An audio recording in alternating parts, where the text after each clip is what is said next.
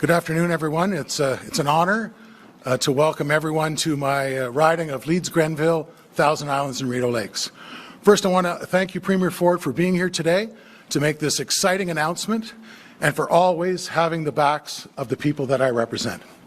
I'm also pleased to welcome Ontario Solicitor General, the Honourable Michael Kerzner, back to our community. Minister, it was great to join you this morning visiting the brave men and women of the Brockville Fire Department and the Brockville Police Service. These are the first responders who put their lives on the line every single day to keep our residents safe. I appreciate you making time to meet with these frontline heroes whenever you're in my riding.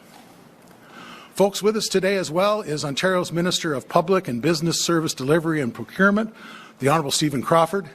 I'm so very pleased to have you here, Minister, and I look forward to our meeting and our tour later this afternoon.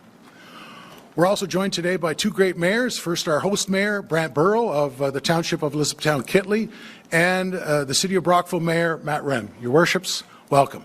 Thank you for being here, and also thank you for your tremendous leadership in our municipalities. As the local MPP, the new Brockville Correctional Complex and the St. Lawrence Valley Correctional and Treatment Centre expansion is a huge priority project for me, and I couldn't be happier that work has started here on the site.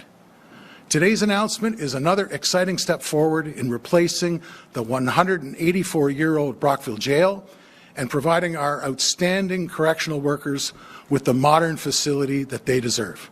Again, thanks to you, Premier, and to ministers for being here today and for your ongoing support and commitment to this project.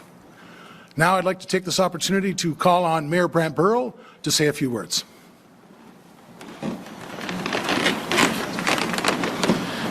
Well, welcome everybody. Welcome, Premier. Thank you for coming here today for an important announcement, and thanks to the ministers for being here, other distinguished guests, and of course our own MPP, who's a bit of a political animal. I don't know when the man ever gets a chance to sleep.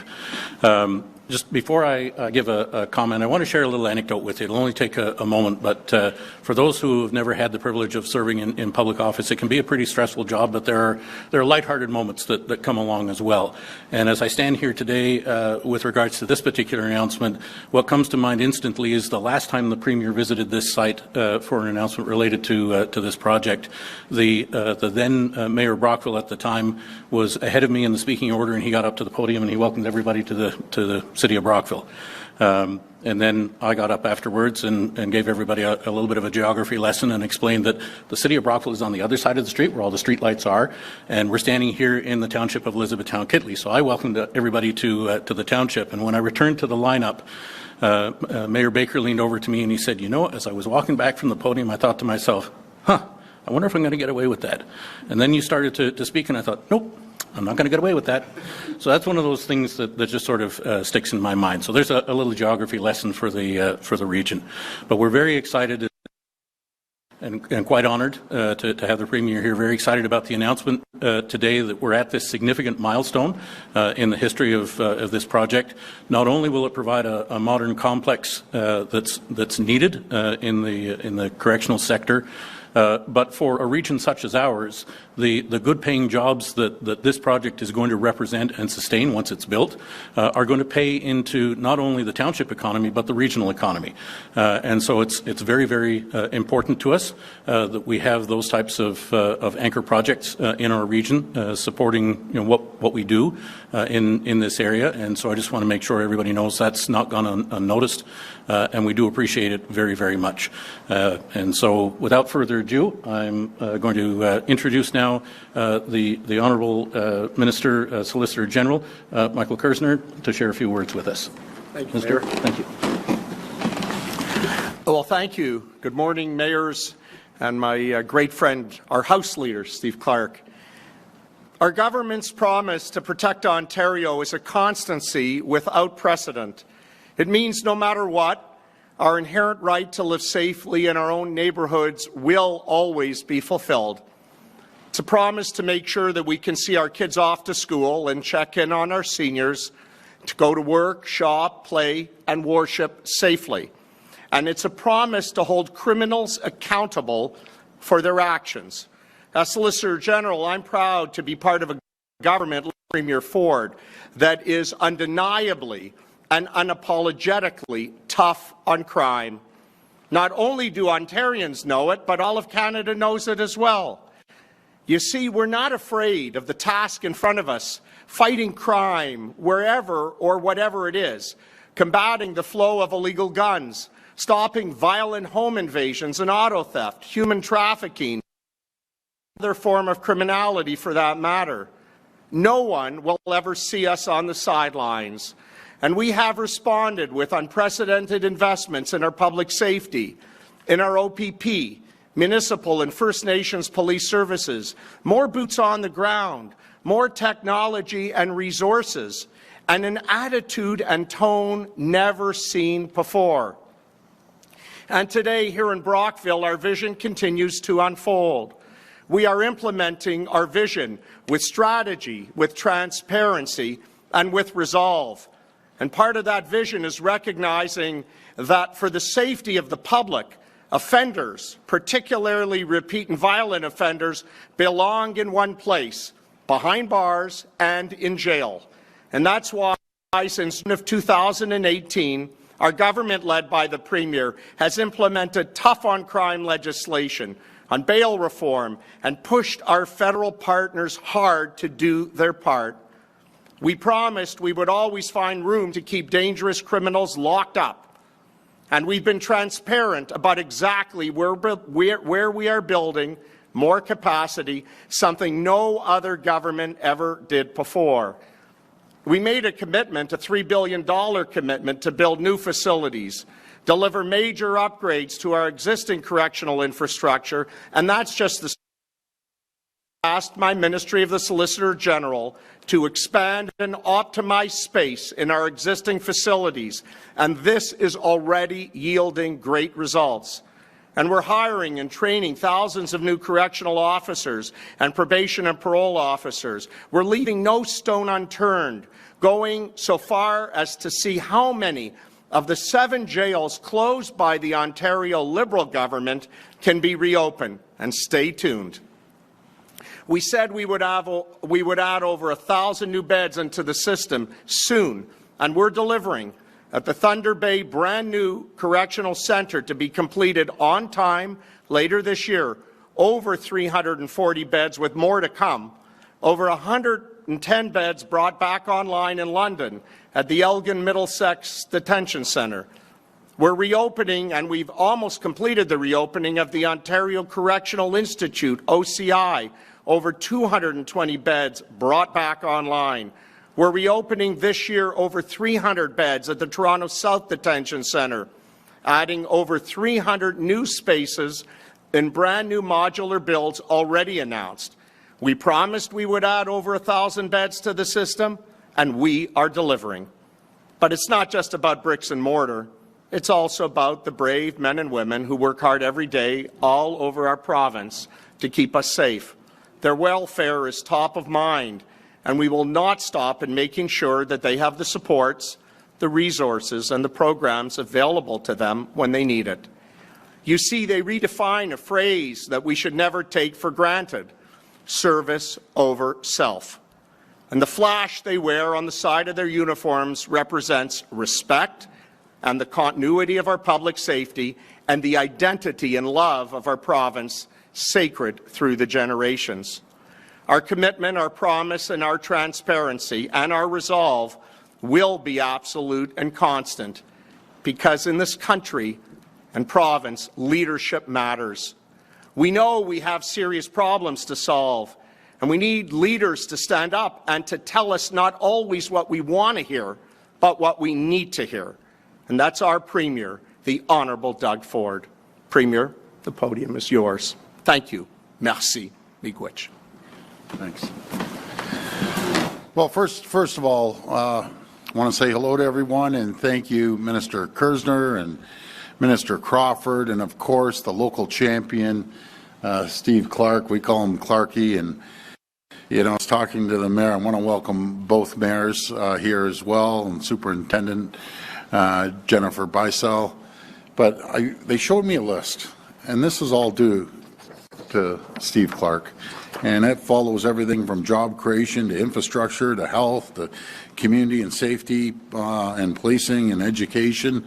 I can tell you folks, you're well represented with our great MPP Steve Clark and the leader of our entire caucus as well down at Queen's Park. But before I start, I want to thank our correctional services folks here. You know, I always say you have the toughest job out of anyone. I don't even know how you do it, day in and day out, just supporting the correctional services system. And I couldn't do your job, to be very frank. So thank you for everything you do day in and day out. Since Trump's tariffs take direct aim at the Canadian businesses and workers, our government has a plan to protect Ontario. We're building a province that is more competitive, more resilient, and more self-reliant, so we can stand up to tariffs, economic uncertainty, and whatever else comes our way. Across Ontario, we're cutting red tape to a tune of $1.2 billion, removing duplicative permits and reporting requirements, streamlining approvals, and keeping taxes and fees low. You know, folks, I always say keeping taxes and fees low. Our family's been in politics for 3 decades, 3 generations. No government, federally, municipally, provincially, have never reduced taxes. We've never raised a tax. We will never, ever raise a tax. We have a simple philosophy. Put money into people's pockets, and they're going to do things they might otherwise not be able to do. Maybe go out for dinner. Maybe put a little renovation on. Buy your kids clothes, rather than the government constantly gouging you. Same goes for businesses. You know, we've reduced the cost of doing business here by over $12 billion and 1.8 million working hours every year. That is being reinvested into more jobs and bigger paychecks. And if you put money into companies' pockets, I know what they do. They invest, number one, in their people, and then number two, invest into technology, and then the infrastructure. They might buy new equipment, and that will create more opportunities and more jobs. We're breaking down internal trade barriers, building new pipelines, rail lines, airports, and seaports, so we can find new trading partners and rely less on old ones. And we're powering economic growth by building the future of nuclear energy, including the first small modular reactors in the G7.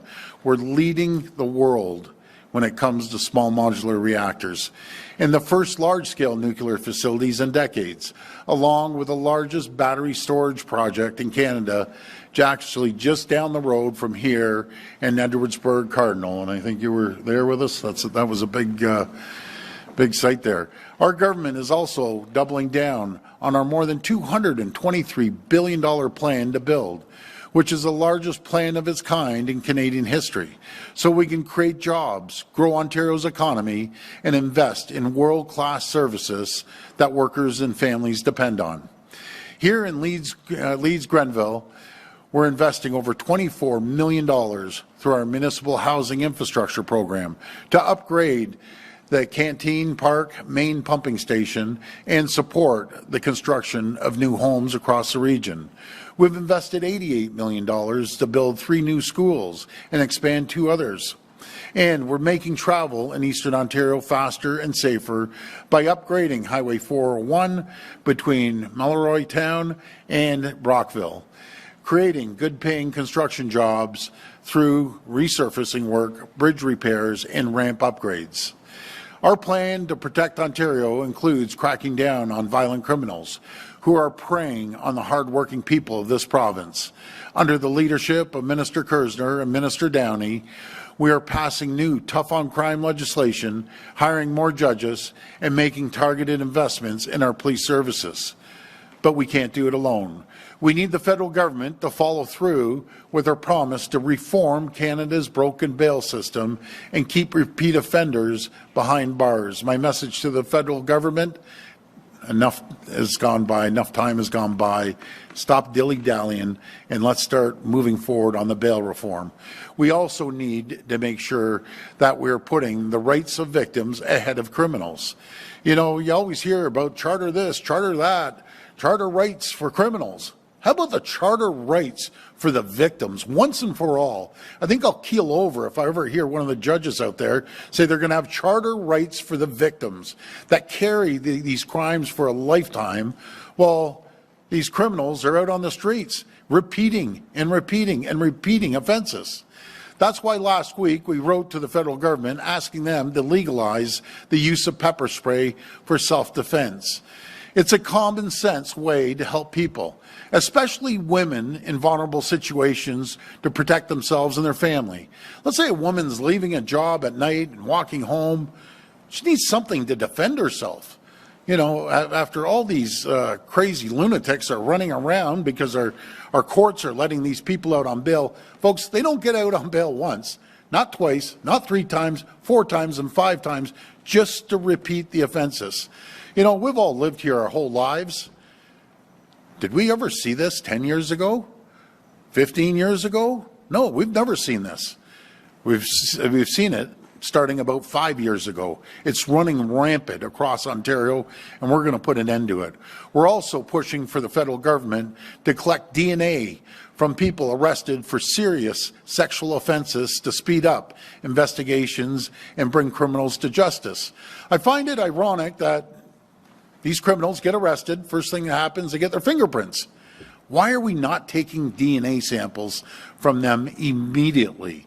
So I'm going to be all over the federal government on those 2 issues about pepper spray and making sure we take DNA samples off every single person. As we crack down on criminals, we're investing in our jails to ensure not having enough space is never an excuse to grant offenders an early release. And I heard the judges as well. I'm not pounding on judges because there's a lot of great judges, but there's some terrible ones out there. Bleeding heart judges that constantly let people out. And they always use an excuse. Well, it may not be safe in this one jail, or you know, it's overcrowded. So we're going to let these criminals go out and have a merry old time, and let's just keep reoffending. Across the province, we're building new jails and redeveloping existing ones to increase capacity now and for the long term. As a result of our investments, Ontario is on track to add over 1,400 new beds to our capacity, a number that we're going to increase by hundreds more in the coming months.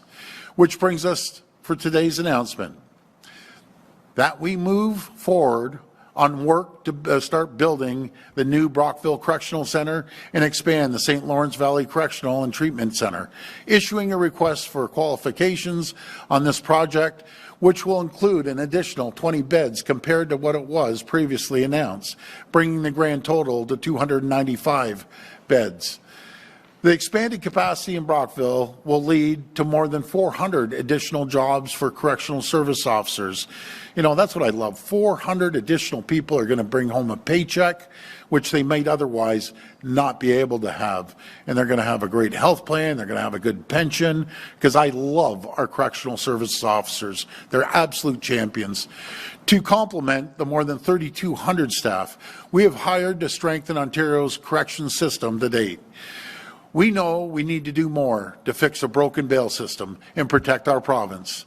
That's why we're exploring new measures to bring our bail system out into the open by live streaming bail hearings. I'm going to repeat that. We're going to start live streaming bail hearings, which right now are not accessible to the public except for people who are there in person. Right now, when bail is granted to a violent offender, there is no written justification provided. The judge just says, okay, see you later, Charlie. We'll see you next week. We need to change that to ensure clear reasoning is provided with greater consistency in decisions and easier for public to review. Folks, I get held accountable every second. It's about time now our judges are going to be held accountable. Everyone is held accountable, including our judges. To achieve this, we need to create an anonymous regional dashboard to identify biased, promote accountability, and restore public confidence. I look forward to discussing these changes with Ministers Kerzner and Downey in the coming weeks, so we can crack down on repeat violent offenders and keep them where they belong, and that's behind bars. In the meantime, we're going to keep investing to protect our communities, protect our workers and families across Ontario. Thank you, and may God bless the people of Ontario. We will now take questions from the media. Media present can make their way to the media microphone to ask their question. As a friendly reminder, the format is one question and one follow-up. Please state your name and your outlet before your question. Hello, Premier Ford. Hi. John Lawless with the Brockville Recorder and Times. Hi. My question is there an estimated opening date of this facility here in Brockville? I'd have to pass that over to Minister Kerzner after we go out for RFQ, RFP. Yep, hi, good morning. We're going to go out, as the Premier said, for the RFP and RFQ, and then we're going to get moving. But we're not waiting, and that's why I said as part of my remarks, and the Premier spoke about it as well, that we have never had any such transparency ever in any government that has let you know to the bed where new spaces are opening, and we're proud of it. So we're going to get this project moving, and I know our House Leader will tell us when we can break the ground, but it's happening soon. We're going to go through the RFQ, RFP, and we're getting going. Thank you. And for my follow-up, there was discussion at a nearby municipality in Kemptville about a jail coming. I was just wondering what the status of that project may be, if it is still going forward at all. Well, thank you. The project is 100% moving forward. We speak to Mayor Peckford, and I know our House Leader speaks to her on a regular basis. That project is 100% moving forward, and what we're also doing is looking at how we can optimize the size of it within the footprint of land that we have. So we're going to be speaking to the municipality. That project is moving forward. Thank you very much.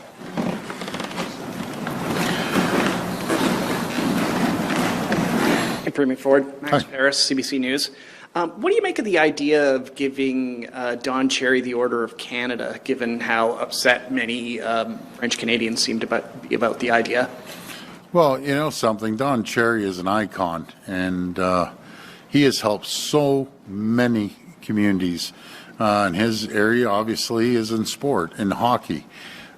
He's so loved, and it's well overdue. But I propose this to MLC. Come to Scotiabank and let Don Cherry, and he's elderly right now, but let him drop the puck. The roof would come off Scotiabank. People love him. They would go absolutely wild. He's the most patriotic Canadian I've ever seen. So he's a champion, and I have overwhelming support for him getting the Order of Ontario. Matter of fact, he should get the Order of Canada. That's what he should be getting. Okay, as my follow, I guess, how does exempting yourself and your cabinet from the Freedom of Information laws make your government more transparent and accountable? What we're doing is we're just going along. It's 40-year-old legislation that's been antiquated, and we aren't doing anything new. What we're doing is just doing exactly what the federal government is doing and what the other provinces are doing. If it's good for, I don't know, Saskatchewan, if it's good for Quebec, if it's good for other provinces, if it's good for the federal government, then we need to update it. 40-year-old legislation, cell phones weren't around, computers weren't around, and so we're just following in order with the rest of the federal government and the provinces. Premier Ford, Dan Tackman with CBC out of Kingston. I wanted to get your perspective on Alto. A lot of resistance here in Eastern Ontario, including MPP Clark standing by today to the southern route. I wondered if you have a position on where you'd like to see this high-speed rail route across your province, and if you're at all open to the suggestion from Kingston and some other regions about following the 401 corridor. You know what? I agree 100%. Follow the 401 corridor. Don't start taking farmers' lands and everything else out. Just follow the 401 corridor. It makes sense. And maybe make a stop in Kingston, because it's a little too weighted on the other side of the border. They have a few stops, but we need a couple more stops here in Ontario. But I said the exact same thing. Follow the 401 corridor. Simple. I wanted to ask you about harm reduction as well. Harm reduction workers say the closure of the remaining safe consumption sites or supervised consumption sites will result in more people dying, and that the heart hubs aren't a good substitute. How do you justify closing these last few sites? Well, first of all, that is not factual whatsoever. A study came out for the University of Alberta. Actually, it doesn't cause more problems. It helps people. And Steve, correct me if I'm wrong, but when we did it here in Brockville, they told me there's over 1,200, 1,300 visits so far helping people.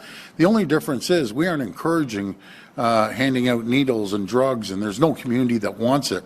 We're putting an investment of over $550 million in heart hubs that are going to help people, get them proper shelter, get them the support they need, get them employment if they need. It's working.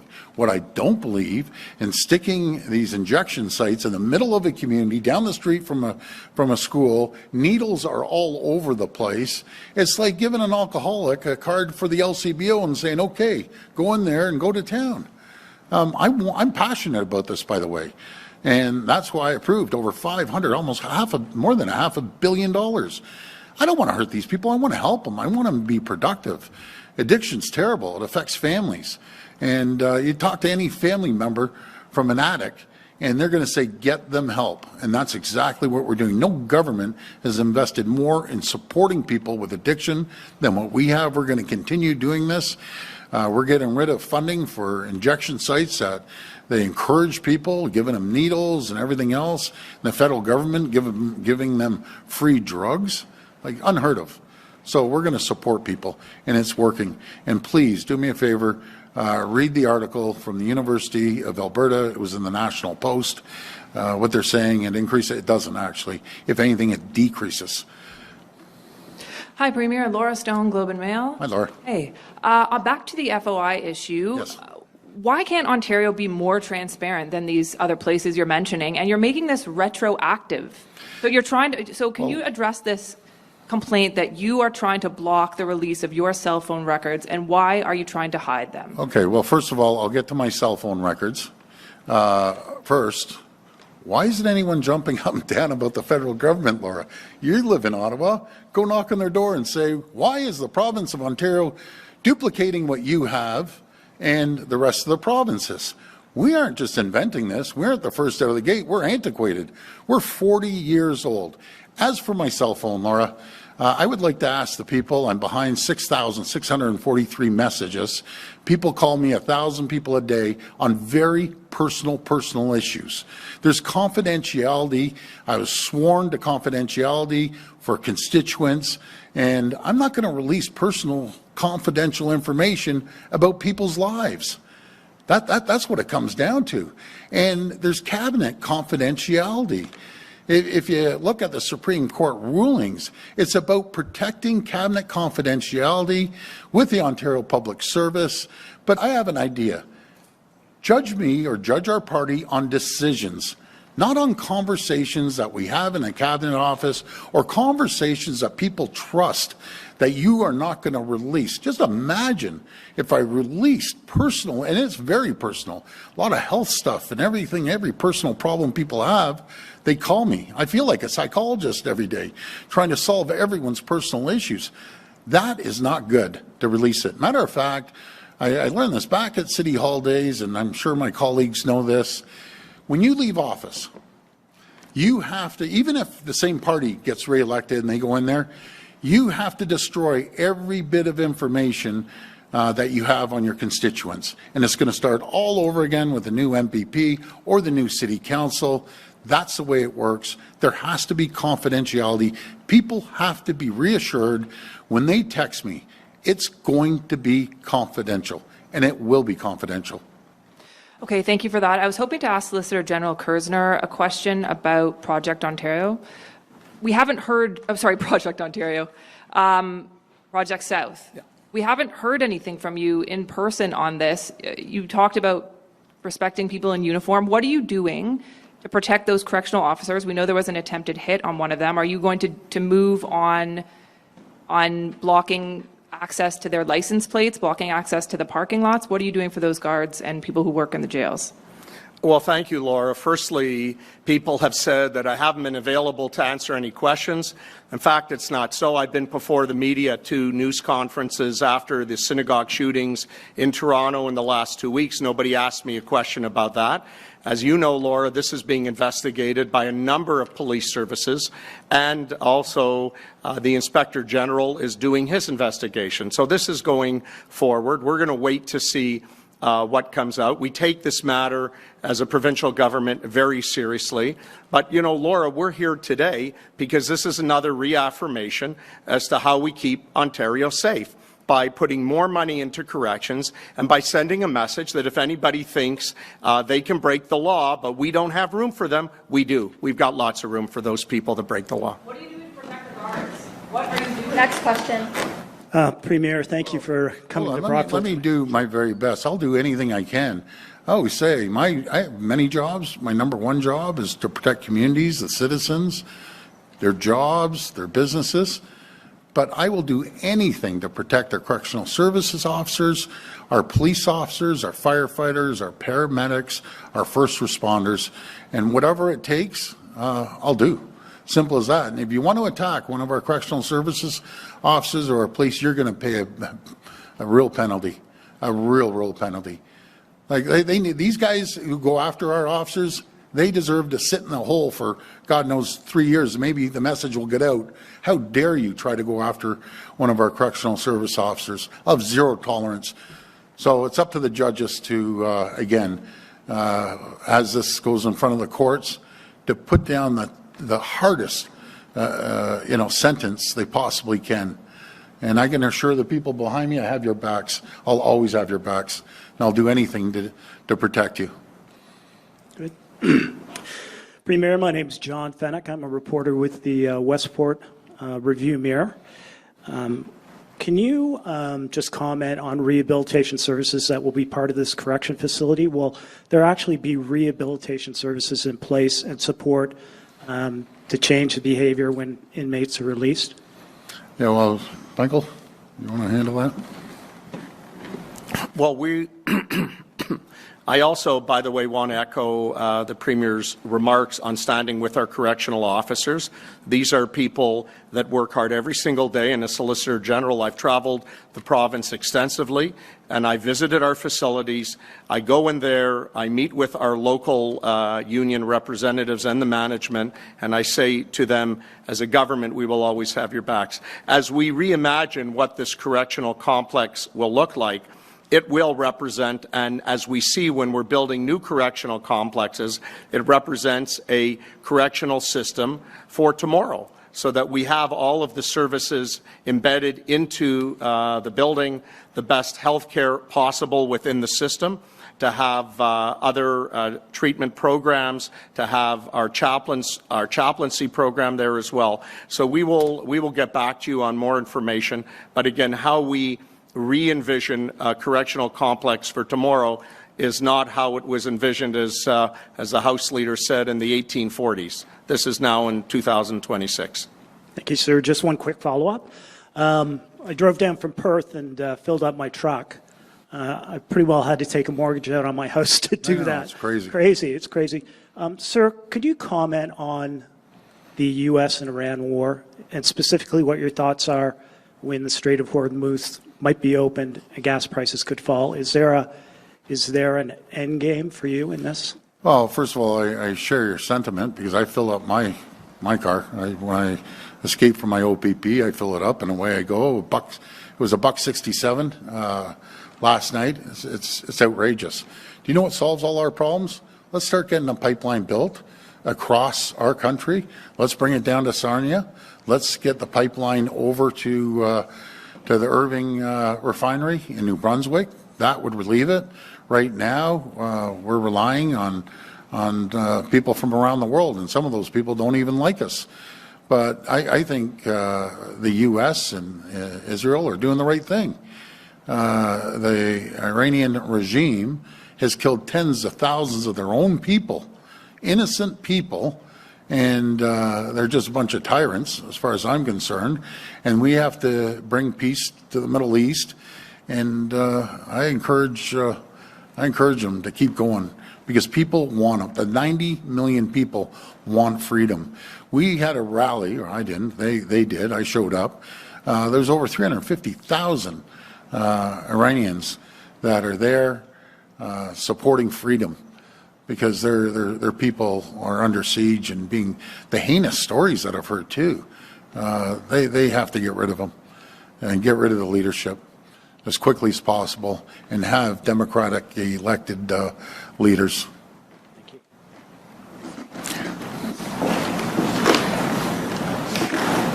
Thank you, Harper Cody with NBC Media News here in Brockville. Premier Ford, what do you say to the local residents here who, with this expansion, may be concerned about even more criminals coming from out of town being transported here to Brockville? Just what do you say to those concerns that local residents may have here? Well, I have confidence in our correctional services officers. I have confidence in our OPP and our Brockville Police and everyone else, and that we're going to build a facility that no one's going to escape from. And that's what I say. And we won't spare a penny to make sure that that happens. One quick follow-up for you. Just what does the continued plan look like right now to cut down on our long wait times in our emergency rooms and our local hospitals, Premier? Well, what we've done, number one, we've invested, we're investing over $60 billion in 50 sites across the province. You're either getting a new hospital or you're getting an addition to the hospital. We've registered and hired over 20,000 doctors since we've been in office, over 100,000 nurses. We're paying for medical, we're actually building medical schools, first time in decades. We're paying for the education for doctors. We're also paying for nurses' education if they work in rural areas around the province that are needed. But we're spending approximately, I believe it's about $2.4 billion with the leadership, Dr. Jane Philpott, and our great minister, Minister Sylvia Jones, that's heading everything up. We're connecting patients to physicians. We've already connected over 350,000. But we'll have this wrapped up in another 3.5 years, that every single person out there will be connected to a family health team. And we're building, by the way, we're building out family health teams around the province as well. Folks, this just didn't happen overnight. When I came into office, our population was 14 million. And in a matter of 8 years, next thing you know, we're 16.3 million. It's like throwing 2 million plus into an area and say, okay, let's catch up now. And we're going full steam. And the amount of money we're spending in healthcare is staggering, unprecedented. When I came into office, it was $60 billion. We're up over $93 billion, heading towards $100 billion. We're working with CEOs of hospitals and docs and healthcare workers to come up with more efficient ways to delivering healthcare, technology, AI as well. So there's better ways of delivering. It's continuous improvement, but we are pouring money into healthcare like this province, this country's never seen, actually. Thank you. Thank you.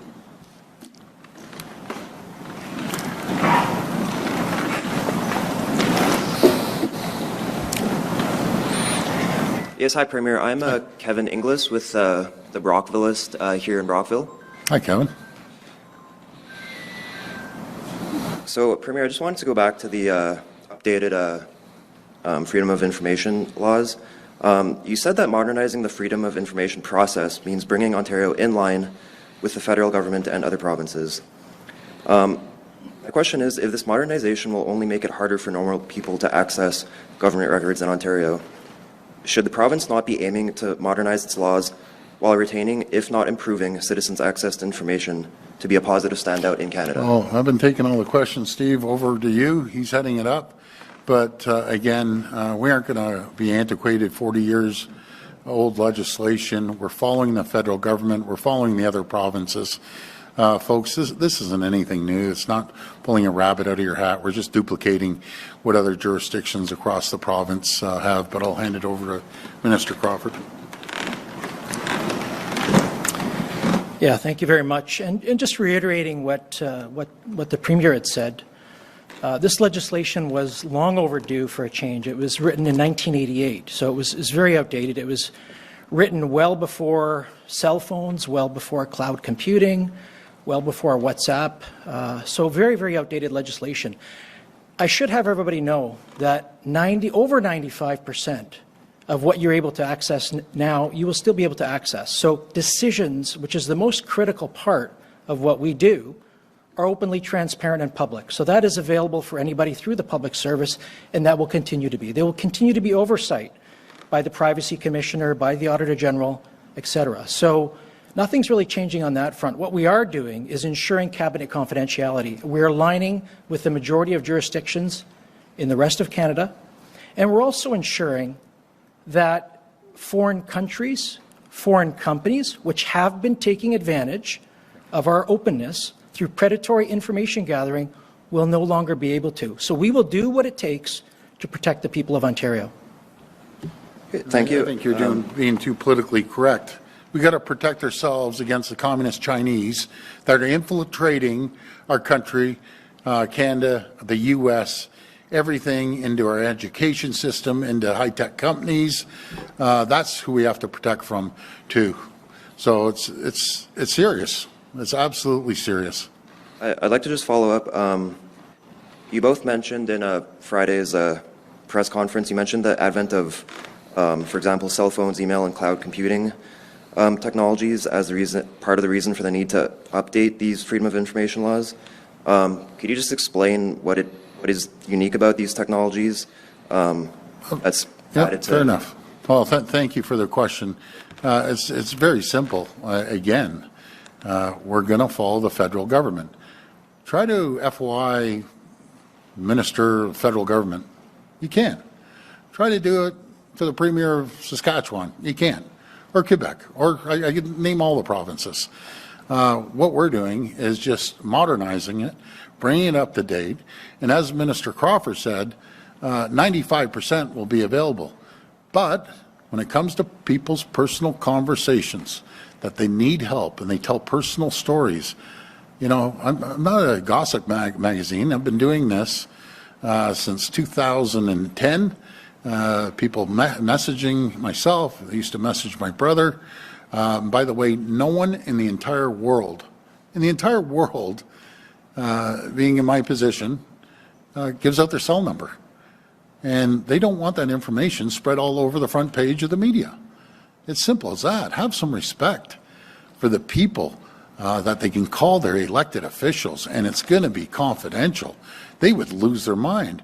I'd probably be getting lawsuits right, left, and center from everyone. How dare you release my health records? You know, how dare you release personal information I gave you? I'm not releasing it. I've kept that oath that I was sworn to from the day I got elected, and I'm going to continue doing that from the day I'm out of politics. Thank you. Thank you. This will be the last reporter. Mr. Premier, Josh Morano, CTV News. I'm just wondering, you touched on a little bit during your speech. I'm wondering if you could expand on a little bit the request to let people carry and use pepper spray. Is this something that citizens are pushing for right now? Yeah, they are. What I understand, it's quite popular. But matter of fact, it's happening right now. Let's be honest. There's a whole bunch of people out there with pepper spray. But, you know, people feel vulnerable. Maybe I'm a little biased because I have 4 girls and my wife that do not feel safe walking at night. It's as simple as that. Can we give them something to defend themselves, to get away? 100%. Because people, I'll speak for Toronto and the GTHA, people aren't feeling safe out there. They're hearing about home invasions. They're hearing about not being safe on the subways. They're hearing that people are just walking through stores, costing us $4.5 billion of theft. Just, you know, what is Ontario and Canada coming to? Like, imagine that, just going in to a, I don't know, Best Buy, a Home Depot, a Walmart with a cart and just walking out.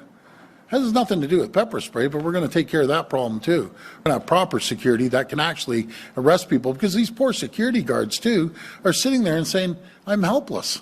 Or walking into the LCBO with a cart and walking out.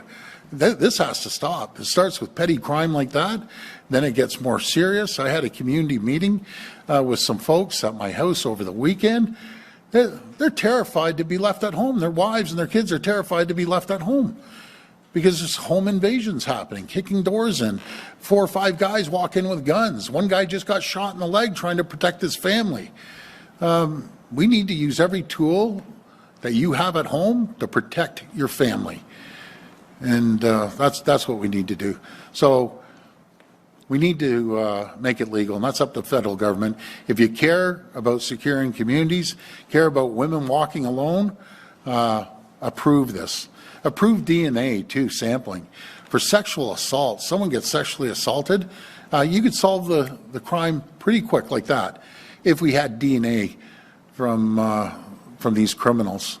I'm just sick and tired of all the violence and the criminals and the crime that's happening. Our country has changed over the last 5 years. It's unacceptable, and we have to rein it in really, really quick. And unfortunately, the federal government controls the criminal code. I'll do everything in my power to exercise, the rights of the people, the charter rights of the people, instead of the charter rights of these criminals that continue being let out of jail. So we're going to streamline these court cases. We're going to get it out there, and there's going to be accountability right from the judges all the way down. So as you can tell, and then, it's not just me. You talk to anyone. This country's changed big time in the last 5 years, but we need to get back to our roots by being proud Ontario, proud Ontarians, proud Canadians, because enough is enough of these criminals. I'd lock them up and throw the key away. We're going to have to build more jails, by the way, Michael. Officially, last question. This is something that the feds said could lead to more violence and not less. And just final thoughts on that for the pepper spray. The feds said that? Okay, so here we go. Why the feds should get their act together and get the bail reform that every single province, and I led the charge with all the other premiers, rather than dilly-dallying along, being scared, let's not hurt the criminals. God forbid we might lose a couple votes from criminals. You got to be kidding me. Wake up, smell the coffee, and this pepper spray may save someone's life. What do you say about that? You don't want to protect women. You don't want to protect children. You don't want to protect homes. God forbid you protect homes. Give me a break. Wake up and smell the coffee. It's ridiculous. That's what I can't stand. That attitude right there. You got to tell me who said that. That concludes our press conference. If I could get all the speakers to stay up there for a photo, that would be great. Thank you. Thank you. I think the live streaming, there's lots of publication ban for bail hearings. So do you think that that's going to work? Well, we're going to move forward with live streaming. Everyone needs to be held accountable, but thank you. All right, that concludes our press conference. Thanks.